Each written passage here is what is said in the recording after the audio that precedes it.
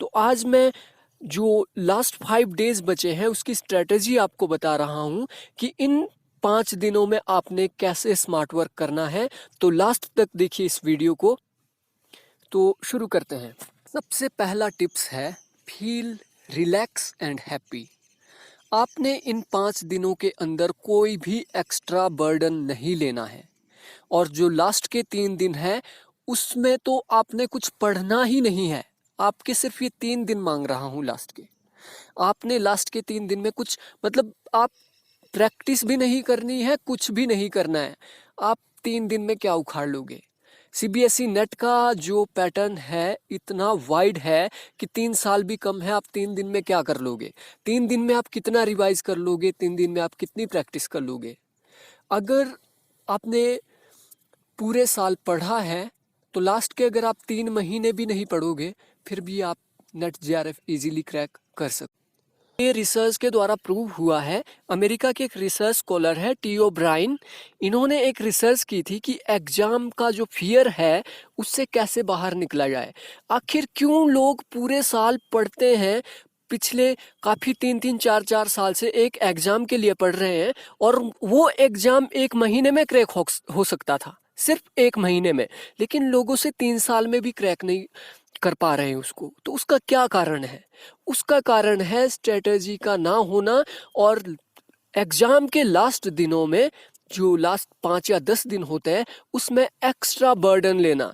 Extra burden लेने के कारण क्या होता है, जो पिछला पढ़ा होता है वो भी सारा वॉश हो जाता है या फिर हौच पौच हो जाता है, और जब एग्जाम में बैठते हैं तो उनको लगता है इसके आंसर सारे ही हो सकते हैं। इसका कारण क्या है? इसका कारण है ओवर बर्डन, या फिर एक्स्ट्रा जो एफर्ट मारते हैं हम लास्ट के दिनों में। टिप्स नंबर 2 है डेली रूटीन को आपने इस जो टाइम पीरियड में है बिल्कुल भी चेंज नहीं करना है।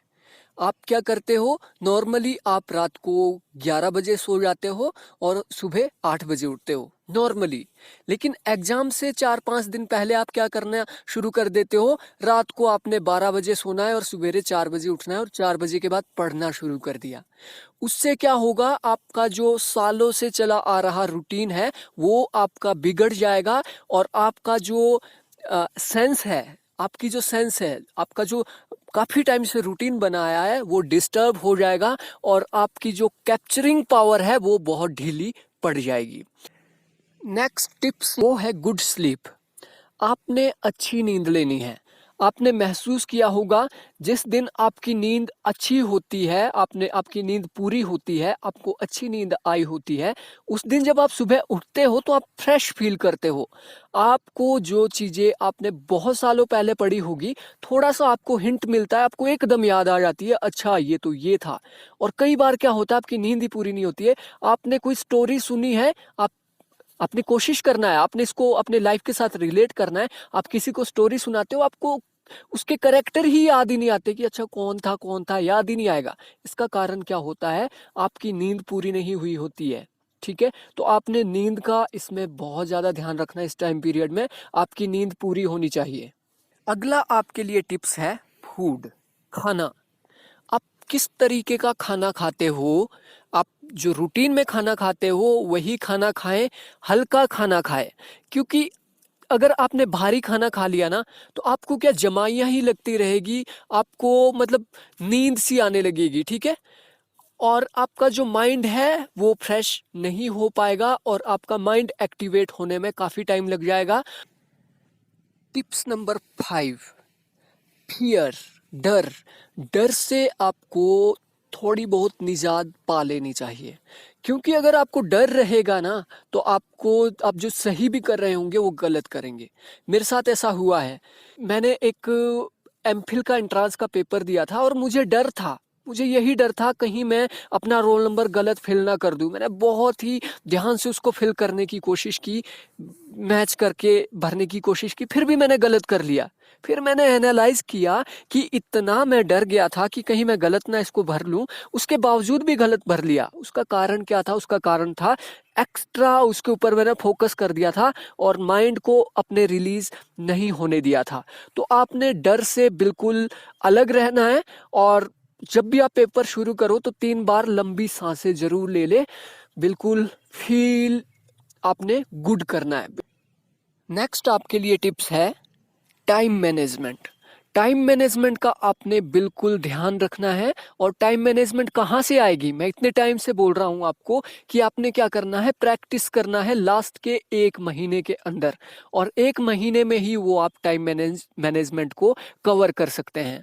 आप प्रीवियस ईयर क्वेश्चन पेपर को सॉल्व करो, 50 जो आपके क्वेश्चन है उसको 45 मिनट के अंदर कंप्लीट करने की कोशिश करो, बिल्कुल वैसे ही जैसे आप एग्जामिनेशन में करोगे। ठीक है, तो टाइम मैनेजमेंट से क्या होगा कि आपके जो लास्ट में बच जाते ना 10-15 क्वेश्चन, मैक्सिमम लोगों के मुझे जो रिव्यू आए थे कि सर हमारा तो क्वेश्चन ही कंप्लीट नहीं हो पाया, 35 ही अटेम्प्ट हुए, बाकी तो हमने ऐसे ही गोल कर लिया। वो कारण क्या है, वो कारण है आप टाइम मैनेजमेंट में क्या हो, बहुत ही ज़्यादा वीक हो, क्योंकि आपने प्रैक्टिस नहीं की है। तो आपने क्या करना है, प्रैक्टिस कर लेनी है, भले ही 1-2 बार करनी है, बिल्कुल एग्जामिनेशन हॉल की तरह माहौल में आपने करना है और पूरा 45 मिनट के अंदर कवर करना है, क्योंकि वहां पे भी आपको इतना ही टाइम मिलेगा, आप 60 मिनट मान के मत चलो। टिप्स नंबर 7 और most important, activate your mind. आपका जो माइंड है उसे एक्टिवेट करने की कोशिश करो। अब इसका क्या मतलब है दोस्तों, जब हम एग्जामिनेशन में जाते हैं तो सबसे पहले क्या होता है, हमारा माइंड क्या होता है, डल होता है। हम जो कुछ भी पढ़ते हैं हमें एकदम से समझ नहीं आता, हम उसको कैच नहीं कर पाते, हमें 2-2 3-3 बार एक ही क्वेश्चन पढ़ना पड़ता है, तब जाके हम कैच करते हैं। उसमें होता क्या है, पहले के कम से कम 15 से 20 मिनट में जो हमें 15 क्वेश्चन करने थे उसमें हम 5 ही क्वेश्चन कर पाते हैं, क्योंकि हमारा माइंड एक्टिवेट नहीं था। तो हम माइंड को एक्टिवेट कैसे करें दोस्तों, आपके पास एग्जामिनेशन हॉल के बाहर भी तो काफी टाइम होता है, आप 1 या 1.5 घंटे पहले वहां पे पहुंच जाते हो। तो आपने क्या करना है, माइंड को एक्टिवेट करना है। कैसे एक्टिवेट करोगे, आपने टेबल्स याद कर लेने हैं। ठीक है, टेबल्स अपने माइंड में कैलकुलेट करना है, जैसे 2 एकम 2, 2 दूनी 4, ठीक है, 20 तक कर लो, फिर 2 का स्क्वायर से लेके आप 10 का स्क्वायर, फिर क्यूब, इस तरीके से। और उसके बाद आप जो डीआई के फॉर्मूले हैं वो भी लिख लिख के याद कर सकते हैं, गुणा, मल्टीप्लाई, मतलब ठीक है, भाग, कुछ भी दे सकते हो बाहर। उससे क्या होगा, आपका माइंड एक्टिवेट होगा। जब आप बाहर से ही माइंड एक्टिवेट करके जाओगे तो अंदर आपके जो 20 मिनट माइंड एक्टिवेट करने में लगने थे वो नहीं लगेंगे। और आप टाइम मैनेजमेंट में, मैं आपको बता रहा हूँ, गारंटीड आप 10 मिनट पहले अपना एग्जाम अच्छे तरीके से कंप्लीट कर लोगे। टिप्स नंबर 8, डू और डू नॉट। आपको एग्जाम में बैठ के पहले क्या करना है और क्या नहीं, ये बहुत ही ज़्यादा इम्पोर्टेंट है। आप बाहर से माइंड एक्टिवेट करके गए हो, फिर भी आपको पहले डाटा इंटरप्रिटेशन और पैराग्राफ भूल के भी नहीं करना है। डाटा इंटरप्रिटेशन और पैराग्राफ, ये डिपेंड करेगा कि आपको ए सीरीज आ रही है, बी सीरीज, डी सीरीज, जो मर्जी आ रही है, उसमें हो सकता है पहला ही क्वेश्चन डीआई का हो। तो कभी भी आपने पहले डीआई नहीं करना है, क्योंकि वो बहुत ज़्यादा टाइम मांगता है। आपका माइंड पूरी तरीके से एक्टिवेट होना चाहिए। और जो पैराग्राफ है वो डायरेक्ट नहीं आएगा कि आपने पहला पैराग्राफ पढ़ा और उसमें से आपने छांट के आंसर निकाल दिया। वो आपको एनालाइज करना होगा, क्योंकि उसकी डीप नॉलेज उसमें पूछी जाती है। तो आपने कभी भी भूल के भी डाटा इंटरप्रिटेशन और पैराग्राफ पहले नहीं करना है, क्योंकि ये अकेले ही 15-20 मिनट आपके खा जाएंगे। और 20 मिनट अगर आपके गए तो आपको यही डर लगेगा कि नहीं, टाइम कम है, टाइम कम है। उसकी वजह से आप कोई भी क्वेश्चन अच्छे से नहीं कर पाओगे। जहां आपने 40 क्वेश्चन ठीक करने थे वहां पे आप 35 भी ठीक नहीं कर पाओगे। टिप्स नंबर 9 और बहुत important, do not revise before 4 hour of exam. आपने एग्जाम से 4 घंटे पहले कुछ भी नहीं रिवाइज करना है, कुछ भी नहीं पढ़ना है। कुछ लोगों की आदत होती है कि बस में जा रहे हैं एग्जाम देने, किताब खोली है और रट रहे हैं। आप आपको मैंने पहले भी बताया ना, आप जब रेस की तैयारी करते हो, आप फॉर एग्जांपल आपकी 4 घंटे बाद रेस है और उससे 4 घंटे पहले आप भाग रहे हो, बहुत प्रैक्टिस कर रहे हो। जब आपकी रेस शुरू होगी तब तक आप पूरी तरीके से थक जाओगे और वहां पे आप भाग ही नहीं पाओगे। तो आपने क्या करना है, एग्जाम से 4 घंटे पहले बिल्कुल छोड़ दो, अपने माइंड को बिल्कुल फ्री रखो।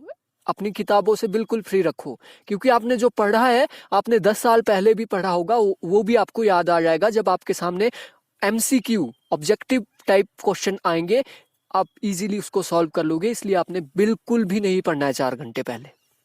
टिप्स नंबर 10 ये है बिलीव इन योरसेल्फ।